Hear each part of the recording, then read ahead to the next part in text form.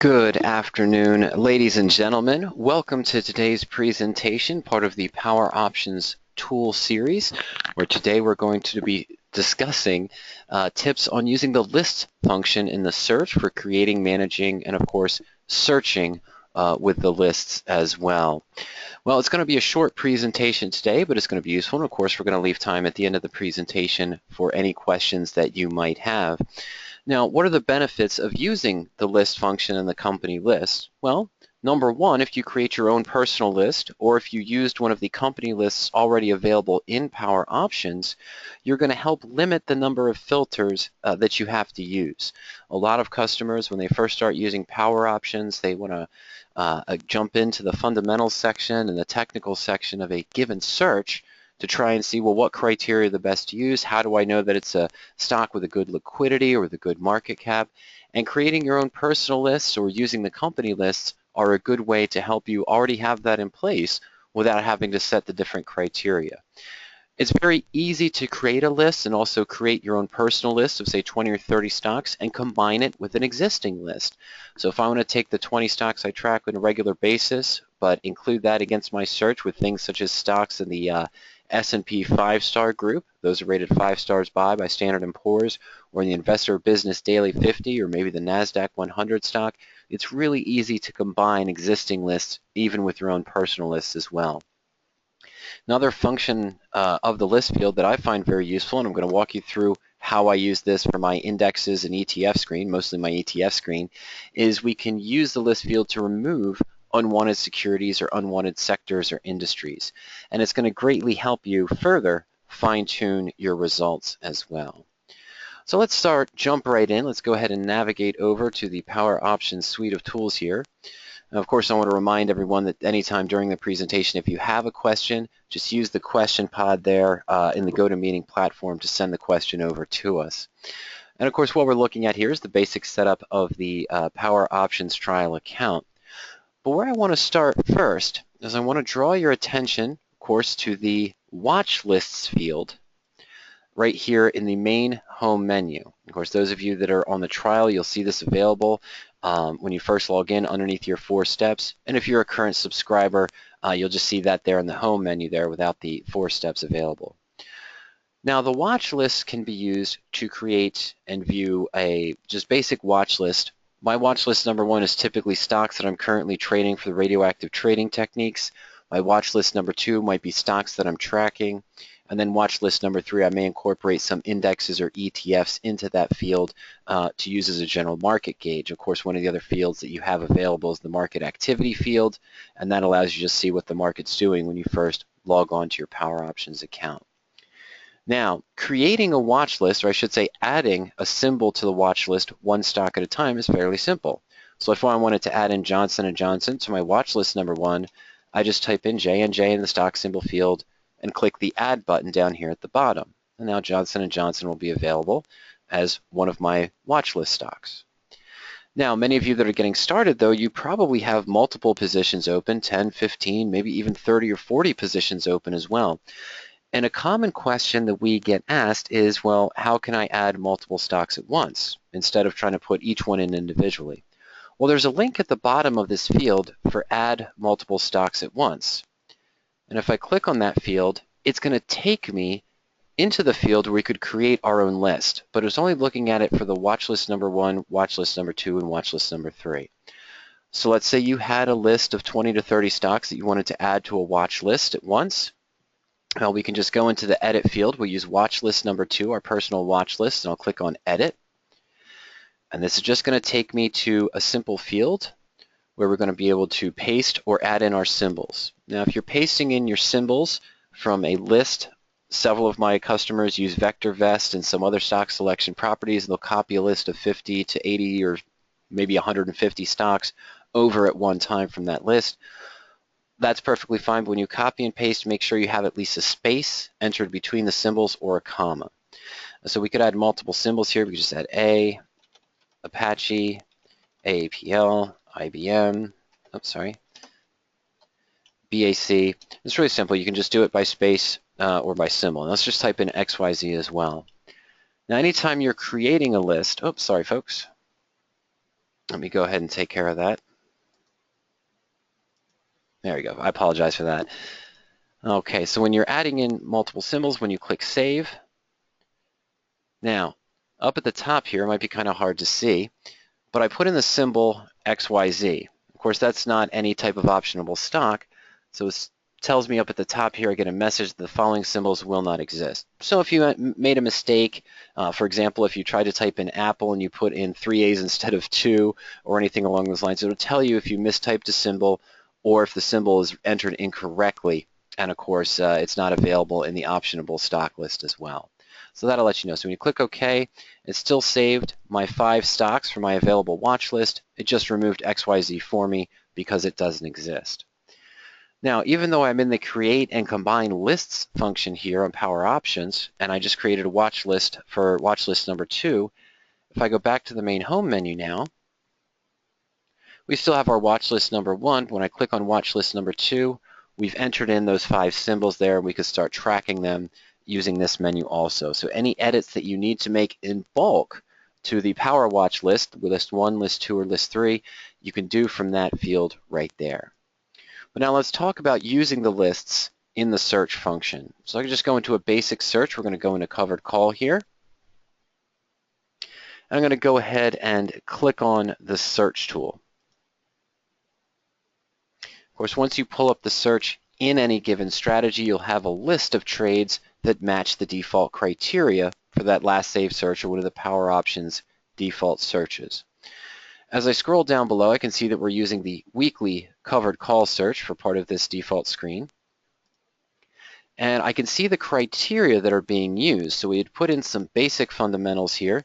We want to see stocks that have an average stock volume of greater than 500,000 shares per day, stock trading above the SMA 50, basic stock price range, stocks with a good earnings, and of course that do not have earnings between now and expiration to avoid any sudden surprises. But if I wanted to narrow this down further, if I only wanted to include stocks that were maybe in a particular company list, we'll just click on the Lists field. And inside the Lists field, we can choose to fine-tune our search by either sector or industry. So I can choose to screen just against a specific sector or industry using that Include drop-down menu. Or if I wanted to exclude something, if I wanted to remove biotech stocks or healthcare, or a sector or industry that I feel is particularly weak right now at that time, we can easily choose to exclude anything along those lines. Basic materials, conglomerates, for example, financial if you wanted to remove credit services, diversified investments, and then of course healthcare if we wanted to remove biotechnology, biotech, drug delivery, drug manufacturers, or just all of healthcare. I could simply choose to exclude that particular sector or industry. Now, to further narrow our results, even though we're moving the healthcare list, the default lists that we have for you, of course, you already have your watch list number 1, watch list number 2, and watch list number 3. Watch list number 3 is not appearing in my selection in the search because we haven't entered any symbols into it. The other default ones are just the Dow 30 Industrials, stocks with earnings coming up this week. That's, of course, updated every day. IBD 50 and the IBD CanSlim, and then a combined list of IBD 50. That's Investors Business Daily as well. Screen just against indexes and ETFs. The counter market ETFs, what are known as the inverse. If you wanted to screen specifically just for stocks that offer LEAP options, January 2016 and 2017 available. The leveraged ETFs, those are your 2 times, 3 times bull and bear ETFs. The NASDAQ 100, S&P 100 and 500. The 5-star group, of course, that's the stocks that are rated 5 stars by Standard & Poor's. There's the high quality large cap stocks by Standard & Poor's, small to mid cap growth stocks, which are pretty interesting but a little bit more volatile. S&P Group 2, of course, looking at total return. And there's some other ones here. They're neural fair value, the neural net system they attempted to set up.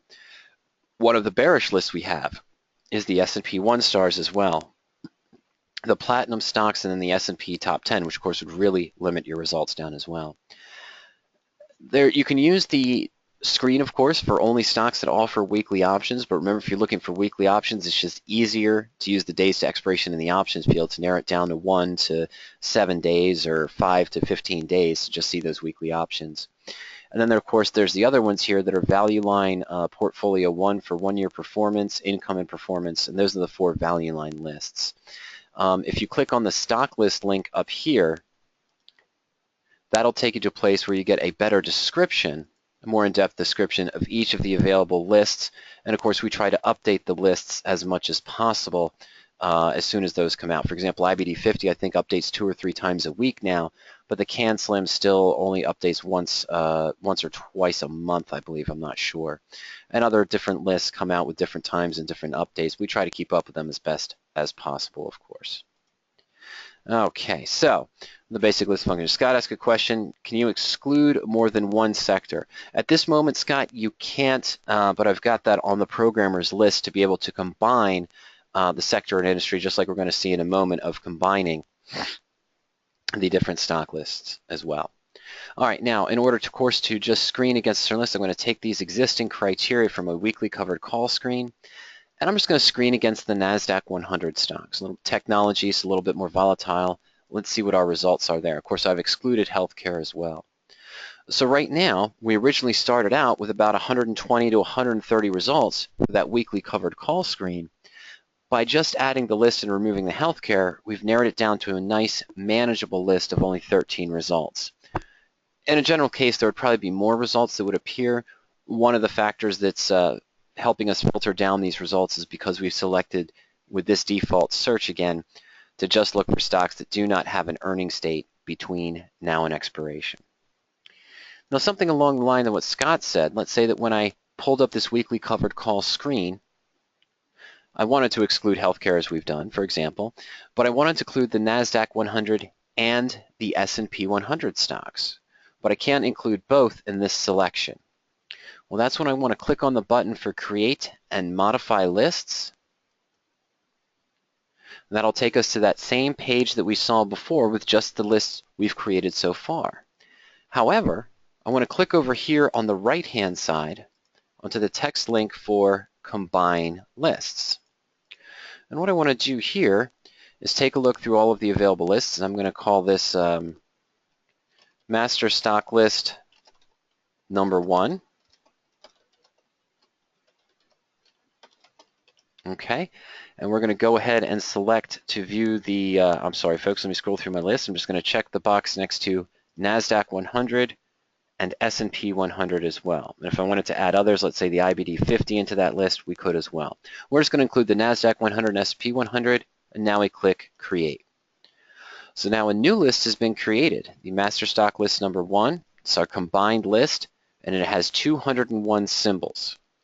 So it's kind of interesting. So we have the NASDAQ 100 and the S&P 100. One of them probably has a different number of symbols, might have gone above 100 there, and that's why we have 101. There's going to be overlap in a couple as well. So now we just close the window that we've created our new list.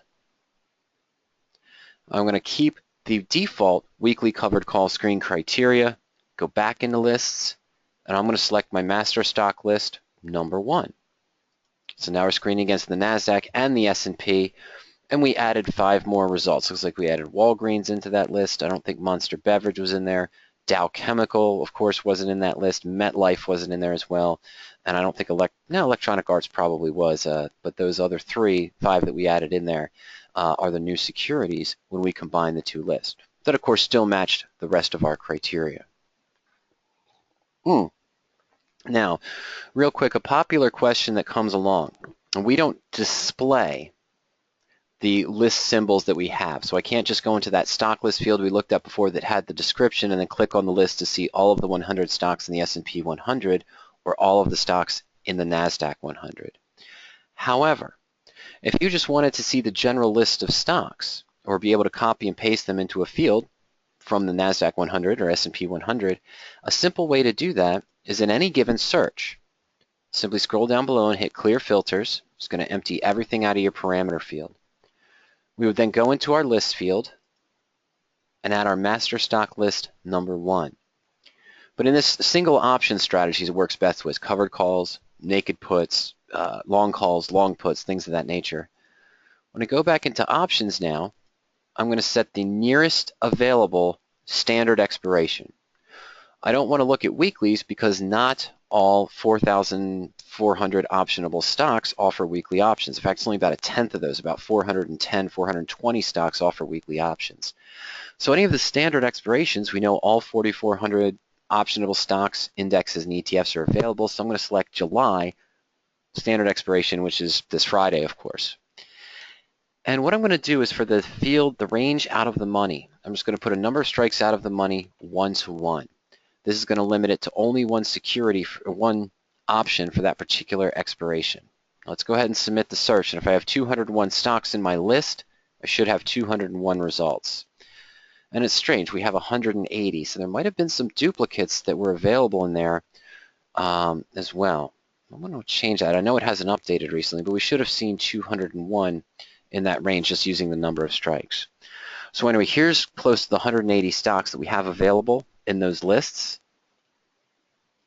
I'm just making sure there's no other criteria here. Okay, good. And so now what I can do, a lot of investors will try to copy and paste this list, but it's going to grab everything. It's going to grab the more information image and all the other data. So if I go to printer-friendly results, I just get a straight list of the 180 securities, and I can probably narrow this down easily to just select the various column here for the stock symbol, or I could change the view on my page, the column view on my page, just have this company name and the stock symbol, just copy and paste that, put it into whichever file you want. If you want an Excel file or CSV file as well, you could do that also. Okay, so that's just one of the ways that you can look at if you ever have a question about what are the stocks that are in this list. Just create a basic search by clearing the filters, select the list, select the nearest, any of them really, but select the nearest standard expiration, that's your best bet, and then limit your strike price range, and you should see the total number of stocks that match. There might be some overlap actually between the S&P 100 and the NASDAQ 100 from our master list, which is why we're seeing the difference. Now, of course, at any time, you can also edit any of the lists you've created. So we go back into create and modify lists. We can, of course, edit our watch list number 1 or watch list number 2, or, of course, edit the fields for the master stock list. Now, it doesn't show you the individual stocks, of course, but you can choose to remove one of the lists if you decide to do that as well, or add another list at any time. And again, just as we did before, from the PowerWatch list, if you want to create your own personal list, we can just simply click Create List Now. And then once again, we type in our list name, and we could call it My Other Source Stocks. And then you can just type in or paste your symbols, or put in a description if you want to. I very rarely put in a description for my lists, but that's available as well. Okay, now just remember, of course, anytime you want to do an index, if you want to create a list that contains indexes, the indexes will always have a $ beforehand. So I'd have to, if I entered let me do that. I'll put in my index list. Create a new list here, my index list. And if I just want to look at the main indexes, we of course would want to see $SPX, the S&P 500. We'd want to see the NASDAQ NDX, maybe the Russell 2000, of course, if you wanted to track the VIX as well, but that's not really one of the standard indexes you wanted to view. But you could have OEX in there as well, or any of the other indexes. And those are the main 5 indexes we choose to look at. We have to precede it with a $. So just hit Create, and now we've got a basic master list of our 4 indexes as well to screen against, or to remove from a particular screen. If we're looking at credit spreads, for example, we're looking at indexes and ETFs, but we just want to remove all of the indexes and view the standard ETFs, we could do that as well. And again, of course, we can just close the window. Now, I'm going to clear the filters one more time. This is for a covered call search, but all this functionality we're doing is exactly the same you'd use in any strategy. Whether you're doing naked puts, whether you're doing credit spreads or debit spreads or calendar spreads. Speaking of which, let's go ahead and do that. Let's go into bull put credit, and we're going to go into the search. Whenever I create a list in a given strategy, so just created 2 lists and created a combined list, of course, in the covered call screen. But anytime you create a list and you save it, that's going to be available in any strategy. So when I go to bull puts, I can select my master stock list, which again is just the NASDAQ 100 and the S&P 100, and then I can customize it by limiting different criteria for the net credit, probability, and so forth, range out of the money. a lot of times investors, customers of PowerOptions will call me and say, I just want to create a search because I want to do bull put credit spreads on the broad-based indexes and ETFs. And in a sense, there's two ways you can go about it, because most likely you're just looking for bull put credit spreads that match your criteria, say on those four ones we already talked, NDX, SPX, OEX, maybe XEO, for example, or maybe the Russell 2000, and the corresponding ETFs, IWM, SPY, QQQ, for example. You might want to screen against those as well. So you could create your own list of just the 5 or 6 basic indexes or ETFs, but it's also easy to create a basic search while removing some of the unwanted ETFs, such as leveraged ETFs or the inverse counter market ETFs as well. And once again, to do that, first, before I do anything, I'm going to go back into Create and Modify Lists, and I'm going to combine another list together. And what I'm going to do in this field, we're going to go to Combine Lists, and I'm going to call it ETFs to remove from standard search, or I could just call it ETFs to remove. And what I'm going to do here, of course, is we're just going to create a list using the combined list of the inverse ETFs and the leveraged ETFs. In addition to that, there's another one down here. I'm going to remove the volatility indexes, things like the VIX, the VXXY, and so forth. A little bit too quick movers for me. So I just want to look at the standard indexes and ETFs. So we're going to create this master list here of leveraged ETFs, inverse ETFs, and the volatility indexes. Now, when I go back to my screen, I want to clear the filters. And let's look at anything that expires this Friday on the broad-based indexes and ETFs. So I'm going to set my time frame to all months, and let's just put in 2 to 8 days out in time for our expiration cycle. I'm going to want a net credit of at least, well, let's be realistic. I'm going to go 10 cents. I want to be at least 1% out of the money, hopefully. And I'm going to want a probability of at least, let's say, 68%. Actually, I'm going to narrow this down to 5 cents because we only have 5 days remaining. Okay, so that's all the option criteria. I just want to see anything that's a 5-cent net credit.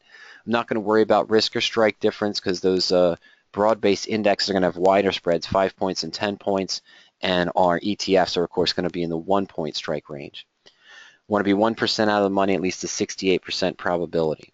Normally, I would extend that higher, but because we're only looking for 5 days out in time and we're looking at the indexes, I'm lowering it down to 68%. Now again, go into the list field.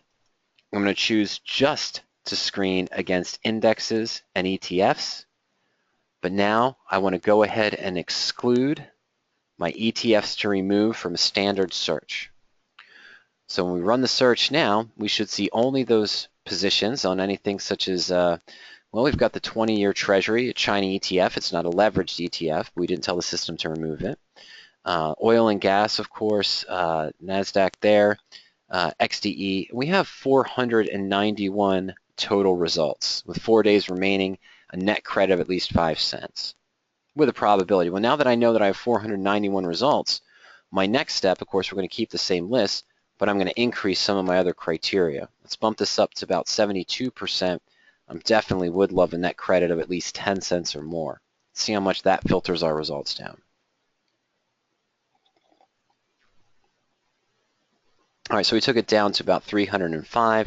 So at this point, I know I can go into the range that I want. And the range I typically want is a probability above 75 and a net credit of at least probably 20 cents. With still being 1% out of the money. Okay, so we've got, I've never even heard of this one, ASHR, the DBX Trackers Harvest China ETF. There's our IWM. It's one of the main ones that comes up. There's the NASDAQ 100. Of course, SPY, IWM again, NDX, and so forth. Now, although you've created a list of only the standard indexes and ETFs, and I could go back and edit that master index list we created and add my 4 ETFs if I just want to see SPY, QQQ, IWM in there as well for those results. But if you wanted to see, let's say, just the NASDAQ ones, just the NASDAQ spreads, now that you have your list, instead of going back and tweaking the list or editing the list for just one symbol, a better approach would be to go into the fundamentals. Inside the fundamentals tab, there's a search by symbol. So let's just type in NDX. And there are 22 bull put spreads right now for the expiration that match that basic criteria of at least a 75% probability with a net credit of at least 20 cents. Now some of these are wide spreads. I see 25-point spreads, 20-point spreads. There's another 25 and another 25 as well. So if you wanted to see if there's any in these lists that had less than a 10-point strike difference, or less than or equal to 10, I apologize, then down in our field again for the spreads only, it's like the strike difference to be less than or equal to 10. I don't know if there's any NASDAQs that would have that. Yeah, so none of the 10-point spreads are off, or 10-point spreads or less are offering at least a 20-cent net credit. It's going to have to up that to 15. Okay, so as we see here, we do have some good net credits here, but once we got to that lower strike difference of 10, we're not seeing the spreads that we want with the minimum net credit, but we have 6 that are in the 15-point strike range. And as before, we could change that. If we wanted to just look at SPY, for example, we could put that in as well. And of our other basic criteria, we have 2 that match the SPY, and both of them look to be about 2-point spreads, the 207.5 to 205, and the 207.5 to the 205.50. And both of them have close to that net credit, 2-point spread, but close to that 20 or 25 cents with a probability of at least 80% or higher. So whenever I'm typically screening for a position on a standard ETF, I'll pull up that index and ETF list, but I'm going to want to filter it down further. And if I just want to see the main ETFs that you follow, the 3 or 4 that you follow, it's easiest just to create your own personal list very quickly with those 3 or 4 symbols and just screen against that. But I always suggest, of course, the first thing is if you're doing this kind of search, create that combined list of ETFs to remove, because if you're looking at naked puts or bull put credit spreads, sure, those leveraged ETFs and 2 times and 3 times bull and bear ETFs have a little bit more volatility. They're going to offer a little bit of a higher return, but at the same time, they're going to have a tendency to swing more rapidly and against you. Just the better volatility is the double-edged sword, right? You've got a better potential premium and overinflated prices compared to a standard ETF or index, but now at the same time, you've got more swing in the stock as well. Okay. All right, so a question came in from Scott. He says, this question may not be within presentation, but could you show where we can create a list looking for open interest increasing? Well, I don't have a filter right now that tracks open interest over time on Power Options in the technicals or fundamentals. You can, of course, screen by the open interest of the option itself, but I don't have a filter that shows open interest increasing over the last 3 or 4 days or so and beyond that. So if you have a list of stocks that you've created, Scott, that's shown increase in open interest, again, you would just create your own personal stock list, click on Create List, and you can just paste those or type those symbols in for the stocks that you're tracking. But I don't have a filter that you would be able to use to identify those stocks that have increased open interest over the last 5 days or over the last 10 days as well. So you may have to manually create your own list if you got that from a different source, or if you're using it from an Excel spreadsheet.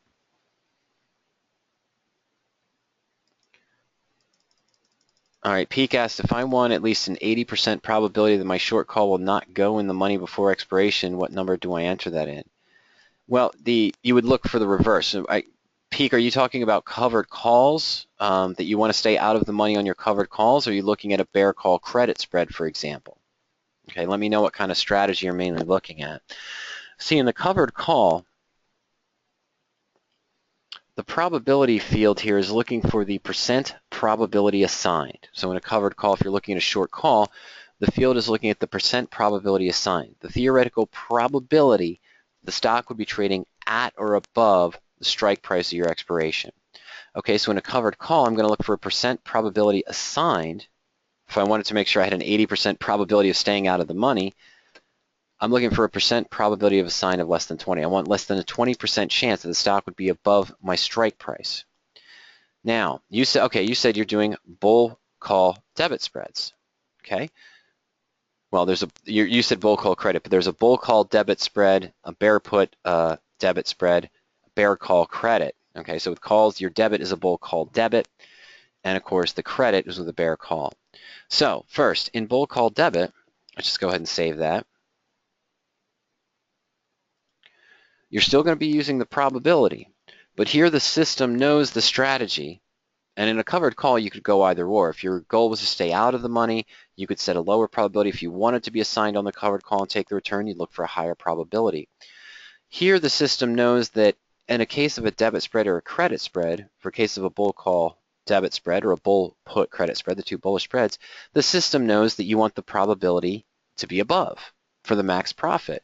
So here in probability, you wanted at least an 80% probability the stock would stay above your short call of the bull call debit spread. You'd get assigned or get the maximum 5 points or 2.5 points from the spread. In probability, you just put greater than 80. In the bear call credit that we saw before, I'd put in the same field because the system knows that you're looking for a probability that stock would stay below the short call strike price to have both options expire worthless. Or in the bear put debit, you'd want the probability below the short put strike price so that debit remains in the money. So when you're doing your credit spreads or debit spreads, you're just putting in a probability of greater than 80, whatever your requirement is. The system knows that if you're in a bull call debit, that means probability above. If you're in a bull put credit, that means probability above. If you're in a bear call credit, that would mean probability below. And if you're in a bear put debit, that would mean probability below as well. Okay, so that's what the functionality you can do there as well for those particular ones. Okay, now as we mentioned before, if you wanted to screen just against this particular sector industry, you could do that or exclude the sector industry as we talked earlier. And as Scott mentioned, right now you can't select more than one, but it's something that the programmers are looking at as well. And keep, of course, in mind you can combine any lists together to treat them to the exclude function as well. And when you're creating a search against your stocks, remember to keep it simple. Okay, don't try to overdo it too much at first. What do I mean by that? We're in a bull call. Let's go back to bull put credit here. So in a bull put credit spread search, I'm looking for stocks that are going to stay above my short put strike price because I want both options to expire worthless and I can keep the net credit. So let me go ahead and clear the filters again. When I go back into lists, I'm sorry, where I was going with that is you could put in a variety of different stock fundamentals. You want a certain earnings per share growth, price to earnings, certain market cap, for example. You'd probably want to avoid stocks between now and expiration as well.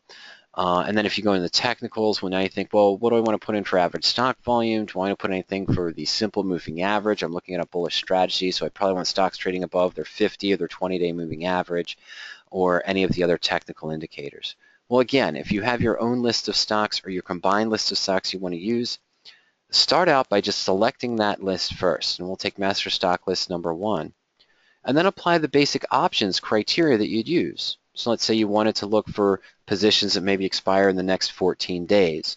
So I may look for my days to expiration between 6 and let's say 17 days or 6 or 16 days out in time. I want to receive a minimum net credit of 35 cents. I want to be at least maybe 1% out of the money or a certain number of strikes out of the money. I want that 75 or 80% probability above. The stock will remain above the short put.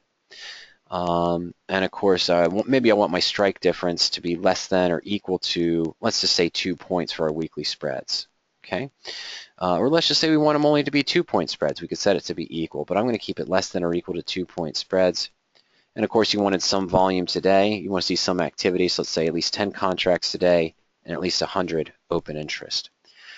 Now, other than making sure when you're using a list, you may still, depending on what strategy you're doing, you may still want to make sure that you're avoiding earnings between now and expiration, but you may not have to worry about the other technical and fundamental criteria because we're already narrowing it down to one list that's going to be narrowed down by our options criteria. So I'm going to go ahead and submit that. Wow, and there's nothing in that time frame that has the return and probability I want, I should say the net credit and probability I want, that doesn't have an earnings between now and expiration with a strike difference of less than or equal to 2. Let me drop down the probability. Let me drop down my net credit requirement to 25 cents. Wow, there's only one, Home Depot right now. The 113-110 bull put credit spread with Home Depot trading at 114.90 with the July 24th expiration, which is 11 days away. And again, that's only the stocks in the NASDAQ 100 and the S&P 100 and they can't have earnings between now and expiration. If we uncheck that box, of course, we go up to 5. So we've got Apple and Celgene now as well, but those have earnings coming up between now and expiration. I might not want to take that risk in a leveraged spread trade where I'm looking at a 5-to-1 or 10-to-1 risk-reward ratio on the position. But the key is when you're using your own personal stock list, once you've created it, maybe you're using your watch list as well, but once you've created your list, just start off with some of the basics of what you're looking for as far as the minimum requirements for the options criteria or the spread criteria, and then see how many results you get. And as I just did, you may have to lower some of your expectations if you're looking in too short of a term there. And of course, as I mentioned, we just use the earnings date there as a way to filter out the further results. Then we unchecked it to allow those other 2 stocks and those other 4 positions to come in. But in general, I'm never going to open a bull put credit spread, a bear call credit spread, or anything along those lines with a 5-to-1 or 10-to-1 risk-reward ratio if, in fact, it does have an earnings coming up between now and expiration. I just don't want to take that chance for the sudden split or any kind of sudden change. Okay, but remember, of course, as I mentioned, I think it's best to create your own ETF list to remove the combined of the leveraged and counter market ETFs when you're just looking for ETF positions, because most likely if you're looking for high probability spreads on an ETF or an index, you're thinking about the standard broad-based ones, SPX, OEX, NDX for the indexes, the corresponding ETFs. There may be some other ones in there as well, so the oil ETF, maybe the housing ETFs as well. Some of the REITs would be included in that also. If you like that strategy also, to invest with different spreads or maybe even covered call positions as well. All right, well, that was a basic short presentation. We just wanted to show some of the functionality there as well. Okay, Scott says, I saw percent volume and percent option volume. Could these be used to create a list that could catch optionable stocks increasing in interest? No, you could try it, but it's really the filter you're looking at is just the percent current option volume. That's the only one related to volume. The other one is the stock volume, not related to the option at all, not related to open interest. A percent current option volume just shows you the option volume today in comparison to the average over the last 90 days. So one of the problems you may run into there, Scott, is let's say that the stock or the options on the stock have had low volume over the past 30 days or 35 days, but in the last 4 days they've seen an increase in option volume. Well, you could see stocks that have an increase in percent current option volume today, yesterday, and the day before, but they could actually be lowering in open interest, and that's a possibility. So even though you had a high spike yesterday and the percent current option volume was, let's say, at 150%, and then you run it today and it's still above 150%, and then you run it the next day and it's still up, but if the first day was 159, the second day was 158, and then the third day was 156, or even 151, your open interest is probably falling, as well as the percent current option volume, even though you're over the average on all 3 days. And that could bounce around during that 3 or 5 day period as well. One day could be up, the next day could be down, but they could still both be above the average. So that's what you want to look out for. But you could do it. It's no guarantee that the open interest is always going to be increasing with the percent current option. I know it sounds like it should, but remember, this is because it's a percentage. All right, so it's at the average over the last 90 days. So even if you have lower volume from day 1 to day 2, you might still have a high percent current option volume, greater than 100% or greater than 150, because it's well above the average over the last 90 days. But you might not be increasing in open interest, even though both days were above that 100% of the current option volume as well. But I'll look into that open interest filter for you and see what I can come up with, because I know we keep some of that data historically, but I don't know how easy it is to graph it out and to have it available as a search requirement. All right.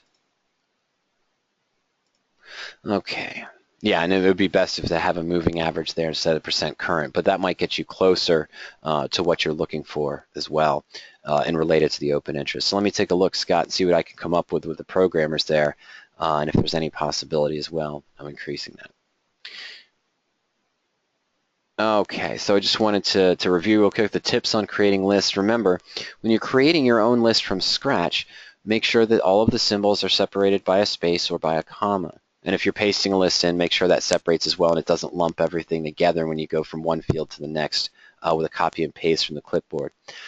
Always name your list. It sounds silly, but what happens is if you just leave a blank there, when you pull up the list field, you'll see a blank field for a selection, and it may not select it correctly. I've noticed that before. It's very infrequent that happens, but in certain browsers such as Safari, I think it happens where if you have a blank field there for a list and you try to select it, it won't pull up that list. It won't know to do that. Other browsers handle that better, but it's always best just to name your list so you know what you're selecting or removing. And again, it's the easiest way, in my opinion, to manage your watch list by clicking that field to add multiple stocks at once. So you can just completely remove, maybe you've got a list of 30 to 40 stocks you've already added into watch list number 1. You want to change it, or you're changing 10 or 15 in, you don't want to do it manually.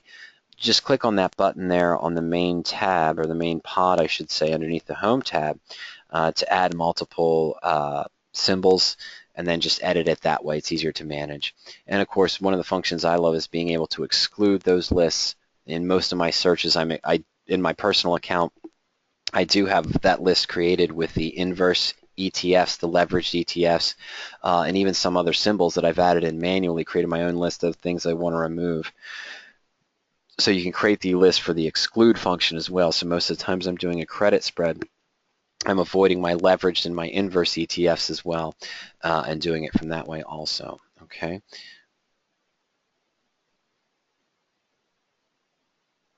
Oh yeah.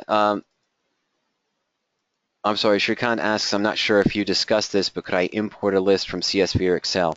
It's not a direct import, of course, but you can copy the lists of symbols. So if I had an Excel spreadsheet with just the symbols in a particular column, of course, then when I go into that create and modify lists, let's just go back into the search here. All right, so when I go back into the lists field, thank you. When I go into create and modify lists, and I'm creating my own new personal list, I would have copied that column data of just the stock symbols from my Excel or CSV file, and then I would just paste it into this field here. So we would just paste the symbols into here after we name the list, copy and paste from Excel, for example, and then just paste it directly into this field to create it. It's not a direct import button, but a couple extra clicks would be able to do that. Okay? All right. Let's see here. Sorry about that. Let's go back. Sorry. Here we go. Okay. All right, so the exclude function is really helpful to remove them. And then remember, in that field where we ran our list, our basic list, looking at indexes and ETFs, and we tried to narrow it down just to see where the NASDAQ ones were, where the SPX ones were. In that fundamentals tab where you could search by symbol from your search results, you could also exclude one. So if I pulled up a list of bull put credit spreads on, let's say, my S&P 5-star stocks or my NASDAQ 100, and the first 30 results were all Apple, and I currently had positions open in Apple, we would go into that fundamentals tab and we could just remove the symbol so we weren't seeing any of the Apple results, and we could see the new ones as well. Okay, well, if you have any other questions, ladies and gentlemen, just let me know here. We've got a couple extra minutes. This was going to be a shorter presentation. We just wanted to showcase the quick functionality of using those lists to create your own list, and of course, some of the tips on selecting the list and trying to remove some of the other features that you may want to, depending on your criteria of what stocks, indexes, and ETFs you wanted to see. But if you do have any questions later on, just go ahead and send us an email at any time to support@poweropt.com. And of course, remember, you can reach us here at the office at 302-992-7971. We're available during market hours. Actually, Ernie and I are usually here till about 6 p.m. Eastern time every day. Of course, there's contact links on the bottom of every Power Options page if you needed to send us a question or find the information to contact us as well. All right, upcoming this week, I think tomorrow at 12 noon, Kurt's going to be back and hosting a presentation on the radioactive trading techniques, and he's going to be discussing an event he's hosting for Thursday in regards to the radioactive trading techniques. On Wednesday, finally, we had a technical glitch one week, and then we had another issue pop up the second week. But finally, this Wednesday at 12 noon, we're going to be hosting the long option management presentation.